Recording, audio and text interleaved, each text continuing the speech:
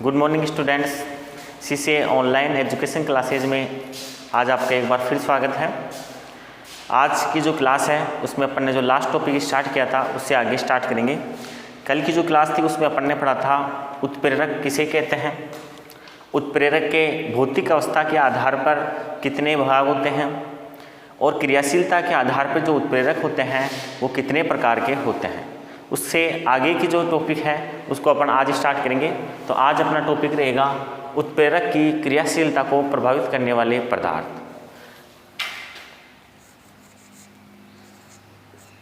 उत्प्रेरक की क्रियाशीलता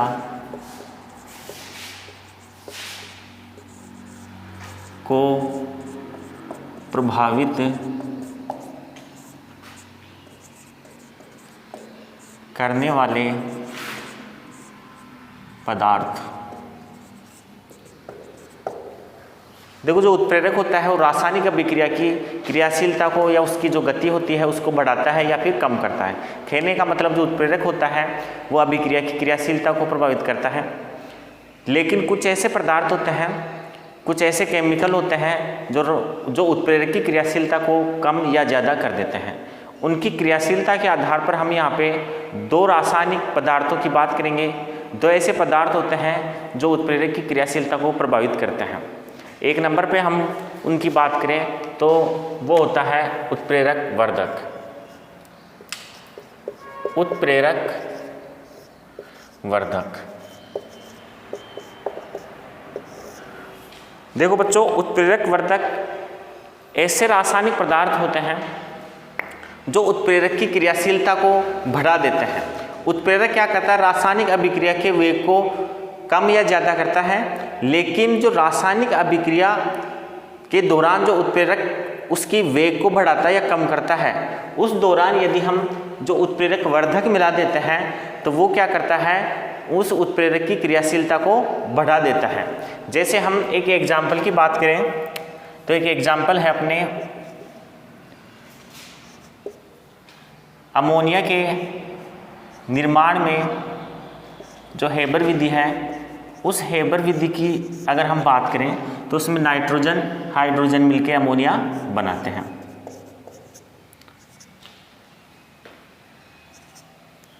इस विधि के अंदर एक उत्प्रेरक है आयरन Fe। ये उत्प्रेरक काम में आता है अमोनिया की जो हेबर विधि के द्वारा अमोनिया का जो संश्लेषण होता है, उस संश्लेषण के अंदर जो उत्प्रेरक काम में आता है वो होता है Fe आयरन। अपन क्या करते हैं, इस Fe के साथ एक और पदार्थ है अपने जिसका नाम है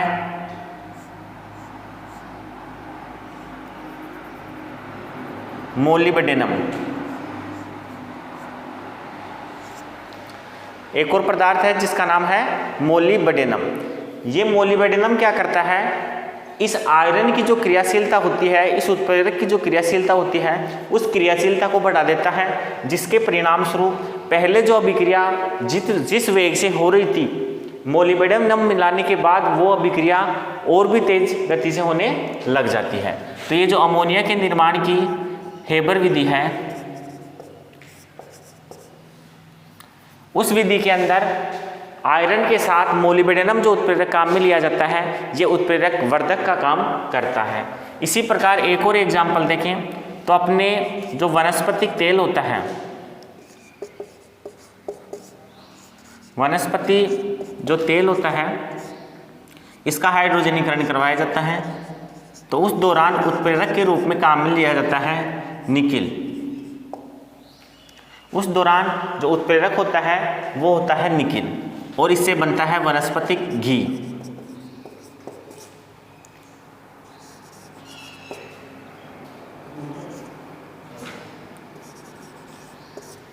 यहाँ पे निकिल के साथ जो उत्प्रेरक काम में लिया जाता है वो होता है Cu।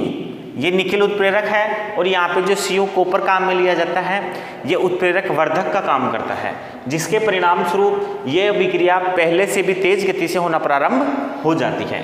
हम डेफिनेशन की बात करें उत्प्रेरक वर्धक की तो ऐसे रासायनिक पदार्थ ऐसे रासायनिक पदार्थ जो उत्प्रेरक की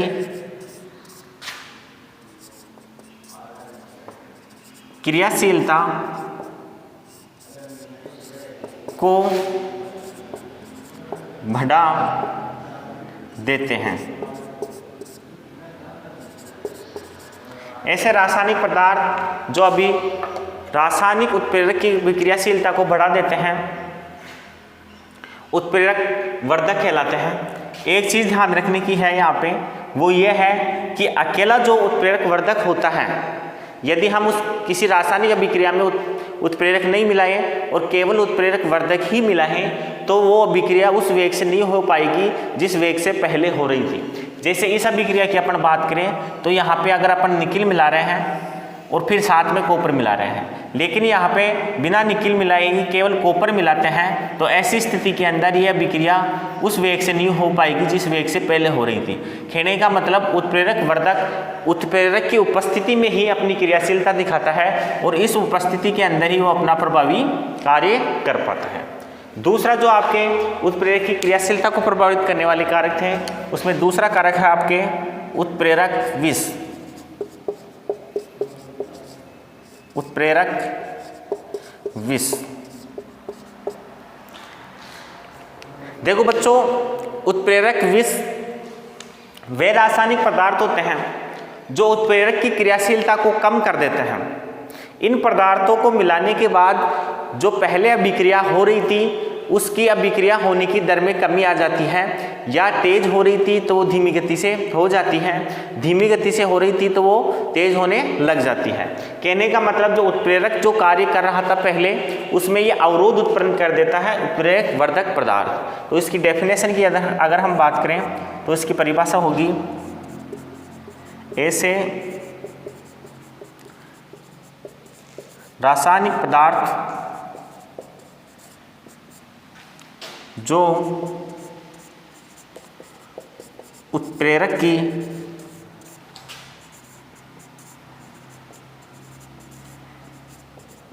क्रियाशीलता को कम कर देते हैं। ऐसे रासायनिक पदार्थ जो उत्प्रेरक की क्रियाशीलता को कम कर देते हैं उत्प्रेरक विष कहलाते हैं। एक एग्जाम्पल है अपने पास अमोनिया के संश्लेषण की हेबर विधि, जो अपन ने अभी ऊपर पढ़ा है वही एग्जाम्पल है।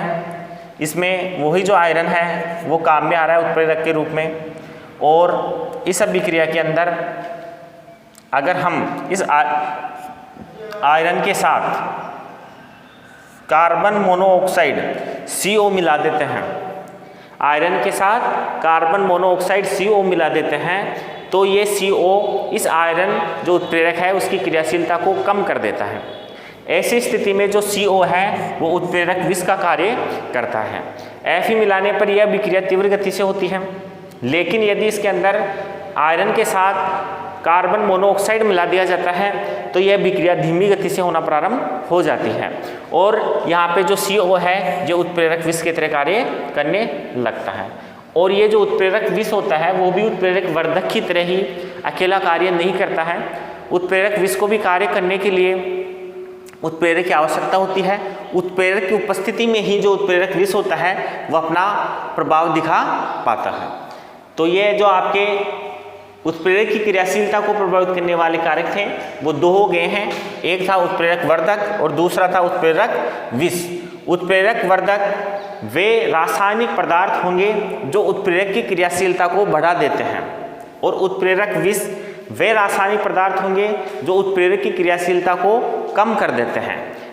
अपन इससे आगे बात करते हैं उत्प्रेरक के गुण। यहाँ तक अगर आप चाहें तो नोट डाउन कर सकते हैं या स्क्रीनशॉट ले लीजिए। चलो ठीक है।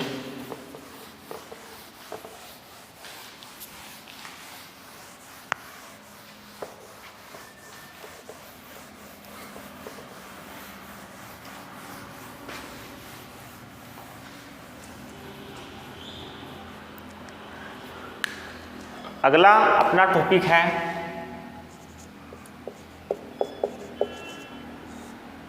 उत्प्रेरक के गुण। उत्प्रेरक के गुणों की अगर हम बात करें तो उत्प्रेरक के कुछ रासायनिक गुण होते हैं, सामान्य कुछ गुण होते हैं जो उत्प्रेरक अपना प्रदर्शित करते हैं। सबसे पहले गुण की बात करें अगर इसकी, तो उत्प्रेरक जो होता है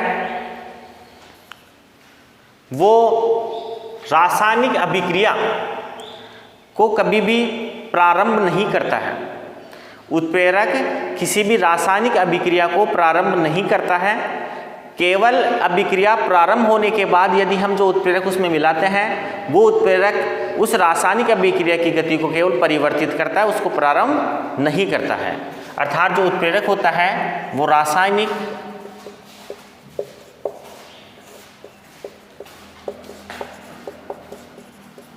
अभिक्रिया की गति को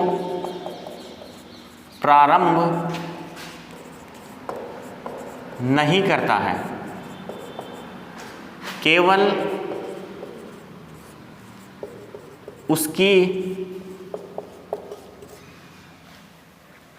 गति को परिवर्तित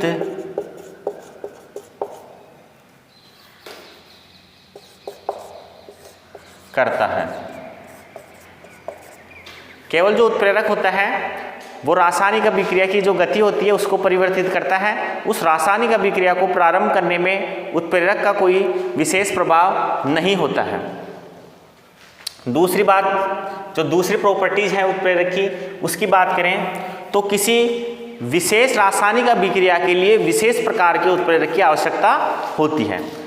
ऐसा नहीं हो सकता कि जो एक अभिक्रिया में उत्प्रेरक काम में आ रहा है वही उत्प्रेरक दूसरी अभिक्रिया में काम में आ जाए। अभी अपन ने पढ़ा था कि अमोनिया के निर्माण में जो हेबर विधि है उस विधि में जो आयरन होता है वो काम में आता है। तो आयरन जो होता है वो केवल अमोनिया के निर्माण की जो हेबर विधि है उसी में काम में आता है, बाकी अन्य विधियों में वो काम में नहीं आ सकता। तो स्पेसिफिक जो उत्प्रेरक होते हैं वो विशेष अभिक्रियाओं के लिए ही कार्य करते हैं। तो विशेष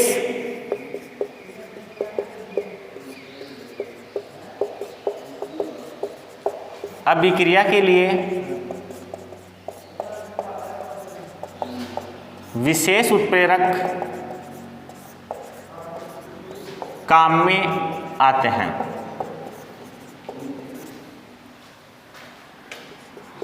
तीसरा जो इसका गुण है वो ये होता है कि रासायनिक अभिक्रिया की गति को परिवर्तित करने के लिए केवल अल्प मात्रा के अंदर ही उत्प्रेरक की आवश्यकता होती है। उत्प्रेरक केवल आंशिक या बहुत कम मात्रा के अंदर ही आवश्यक होता है, अधिक मात्रा में उत्प्रेरक की आवश्यकता नहीं होती है। तो तीसरा इसका गुण है वो ये है कि उत्प्रेरक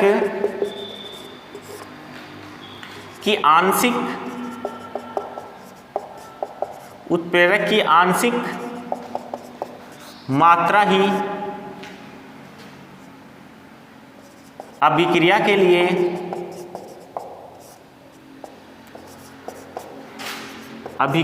लिए पर्याप्त होती है। केवल आंशिक मात्रा में ही उत्प्रेरक काम में आता है, ज्यादा मात्रा में उत्प्रेरक की आवश्यकता नहीं होती है। नेक्स्ट जो है उत्प्रेरक की जो गुण है वो ये है कि जो उत्प्रेरक होता है वो रासायनिक अभिक्रिया के दौरान किसी प्रकार का कोई उत्प्रेरक में परिवर्तन नहीं होता है। अभिक्रिया प्रारंभ होते समय उत्प्रेरक जिस प्रकार या जिस अवस्था में या जिस रूप में था, अभिक्रिया पूर्ण होने के बाद जो उत्प्रेरक होता है वो उसी अवस्था में प्राप्त हो जाता है।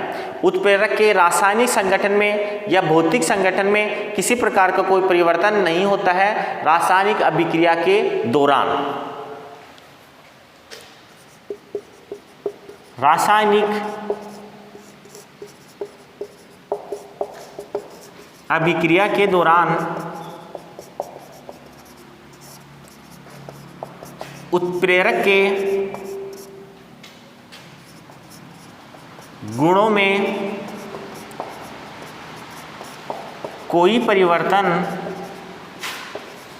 नहीं होता है।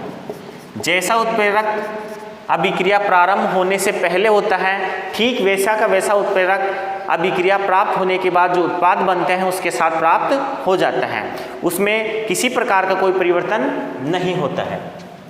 नेक्स्ट है, जो उत्प्रेरक होता है वो एक निश्चित तापमान पर क्रियाशील होता है, निश्चित तापमान पर सक्रियता अधिक होती है।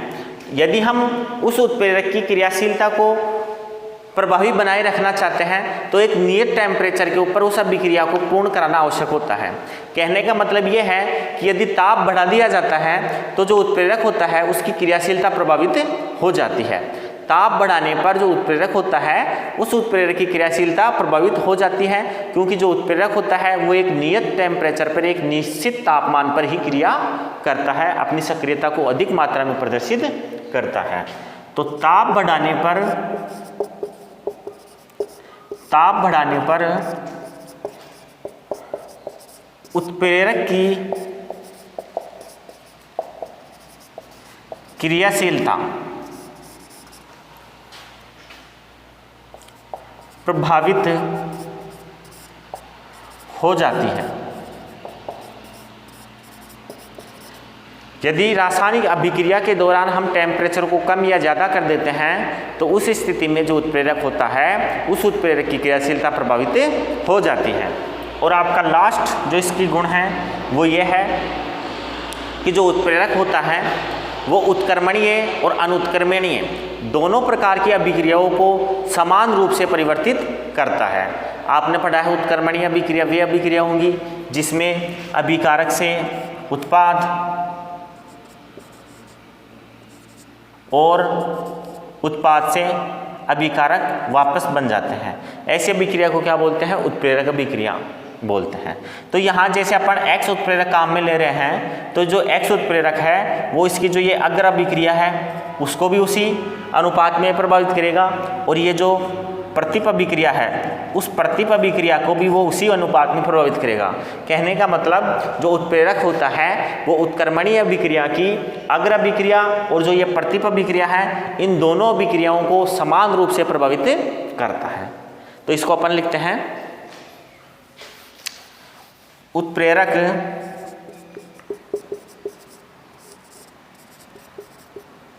उत्क्रमणीय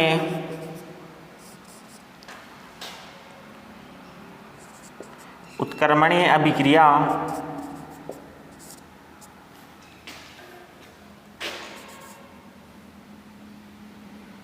की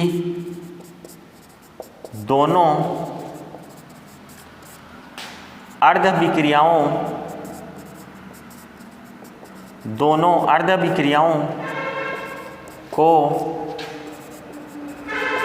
समान रूप से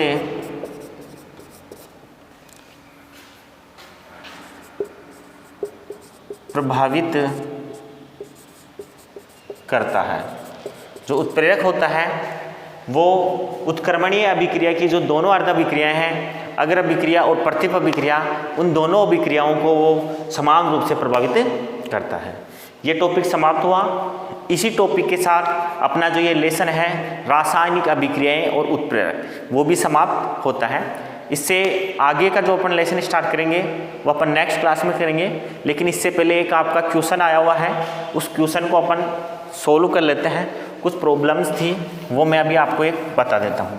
प्रश्न ये आया था कि जो ऑक्सीकरण अभिक्रियाएं होती हैं उन ऑक्सीकरण अभिक्रियाओं को अपन किस अभिक्रिया की परिभाषा से पहचानें।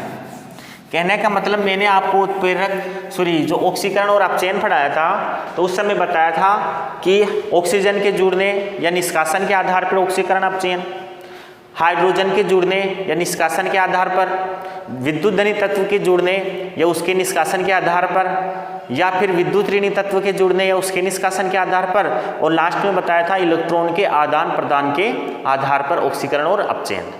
अब यहाँ ये पता लगाना होता है कि जैसे आपको कोई रिएक्शन दे दी जाती है, आपको रिएक्शन दी गई है मैग्नीशियम की अभिक्रिया क्लोरीन से। यहाँ पे क्या होता है, जो मैग्नीशियम क्लोराइड बन रहा है, अब ये कहा जाए कि इस अभिक्रिया में ऑक्सीकरण हो रहा है या अपचयन हो रहा है पहचानिए। तो आप पांचों तरीकों में से किसी भी तरीके से इसमें बता सकते हो, लेकिन ध्यान रखने की बात यह है कि जो पहले वाले दो तरीके थे कि हाइड्रोजन के जुड़ने या फिर निष्कासन के आधार पर और ऑक्सीजन के संयोजन या वियोजन के आधार पर, वो दोनों कंडीशन तभी लागू होंगी जब उस अभिक्रिया के अंदर हाइड्रोजन या ऑक्सीजन उपस्थित होंगे। तो इस अभिक्रिया की अगर हम बात करें तो यहाँ पे ना तो हाइड्रोजन उपस्थित है ना ही ऑक्सीजन उपस्थित है, तो वो क्या होगी, दोनों कंडीशन इसमें लागू नहीं होगी। फिर अपन देखते हैं विद्युत धनी या विद्युत ऋणी तत्व के संयोजन या निष्कासन के आधार पे। तो इस आधार पे अपन बता सकते हैं कि जैसे ये आपके मैग्नीज, जो मैग्नीज है उसके साथ यह अभिकारक है इधर, और मैंने स्टार्टिंग में आपको एक चीज़ और बताई थी कि जो मैग्नीज है अभिक्रिया के दौरान पहले वाले अभिकारक जो होता है उसके साथ क्या हो रहा है, इस आधार पे अपन बताते हैं कि अभिक्रिया का ऑक्सीकरण हो रहा है या अपचयन। तो यहाँ पे जो मैग्नीज है उसके साथ क्लोरीन जुड़ रहा है। अब क्लोरीन विद्युत ऋणी तत्व है और विद्युत ऋणी तत्व का जुड़ना कहलाता है ऑक्सीकरण।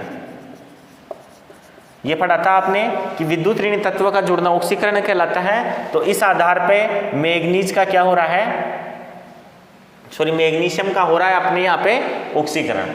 ठीक है, अब आपके लास्ट वाली जो परिभाषा थी वो ये थी कि इलेक्ट्रॉन के आदान प्रदान के आधार पे सबसे बेस्ट तरीका है वो पहचानने का। उस आधार पे अगर हम देखें तो यहाँ पे जो मैग्नीज है वो उदासीन अवस्था में है, ये मैग्नीशियम जो है वो उदासीन अवस्था में है। ये इस साइड में देखें तो ये बदल रहा है Mg+2 में। अब उदासीन परमाणु Mg+2 कब देगा, जब वो क्या करेगा, 2 इलेक्ट्रॉन त्याग देगा। तो इस स्थिति में मैग्नीशियम क्या कर रहा है, इलेक्ट्रॉन का त्याग कर रहा है। तो इलेक्ट्रॉन के आदान प्रदान के आधार पर बात करें तो इलेक्ट्रॉन का त्याग जहाँ होता है वहाँ ऑक्सीकरण होता है, और इस आधार पर यहाँ पे क्या हो रहा है, ऑक्सीकरण हो रहा है। वही बात निकल के आ रही है, सबसे बेस्ट तरीका है इलेक्ट्रॉन के आदान प्रदान के आधार पर पहचानने का। लेकिन ये तभी पहचान पाओगे आप जब ये पता होगा कि इस यौगिक के अंदर मैग्नीशियम की जो संयोजकता है वो कितनी है। कहने का मतलब यौगिक में उपस्थित जो मूलक हैं उन मूलकों की संयोजकता पता होना आवश्यक है। अगर ये पता हो जाएगा तो आप अभिकारक और उत्पाद दोनों तरफ देख के बता सकते हैं कि किसका कौन इलेक्ट्रॉन त्याग रहा है और कौन इलेक्ट्रॉन ग्रहण कर रहा है। तो आप इलेक्ट्रॉन के आदान प्रदान के आधार पर समझ लें, या फिर जो 4 प्रोसेस है हाइड्रोजन, ऑक्सीजन, विद्युत धनी तत्व या विद्युत ऋणी तत्व, इनमें से किसी भी परिभाषा के आधार पर पहचान लें। लेकिन ध्यान रखने की बात यह है कि यदि अभिक्रिया में हाइड्रोजन और ऑक्सीजन नहीं होगा तो उस स्थिति में इन दोनों के आधार पर पहचानेंगे अपन। और सबसे बेस्ट तरीका है इलेक्ट्रॉन के आदान प्रदान के आधार पर ऑक्सीकरण और अपचयन अभिक्रिया को पहचानना। तो इससे आगे की जो क्लास है वो जिसमें अपन नेक्स्ट चैप्टर स्टार्ट करेंगे। थैंक यू, धन्यवाद।